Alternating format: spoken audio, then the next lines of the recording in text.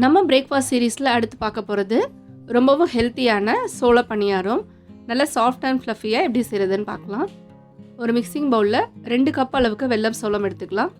இது கூட அரை கப் உளுந்து, 1 டீஸ்பூன் வெந்தயம் சேர்த்து நல்லா கழுவிட்டு தண்ணி ஊற்றி ஓவர் நைட் இல்லைனா 8 மணி நேரம் ஊற வச்சு எடுத்துக்கலாம். இப்போ ஊற வச்ச சோளம் பருப்பை தண்ணிலாம் வடிச்சிட்டு மிக்சர் ஜாரில் மாற்றிக்கோங்க. கொஞ்சம் கொஞ்சமாக தண்ணி சேர்த்து இட்லி மாவு பதத்துக்கு அரைச்சி எடுத்துக்கலாம். இப்போ அரைச்செடுத்த மாவில் கொஞ்சமாக கல் உப்பு சேர்த்துட்டு நல்லா கையிலே இந்த மாதிரி மிக்ஸ் பண்ணி எடுத்துருங்க. அப்போ தான் மாவு நல்லா ஃப்ளஃபியாக வரும். இப்போ மாவு இந்த அளவுக்கு நல்லா புளிச்சு வந்திருக்கு. இப்போ இதை நல்லா ஒரு தடவை மிக்ஸ் பண்ணி எடுத்துருங்க. ஜென்டிலாக மிக்ஸ் பண்ணுங்கள்.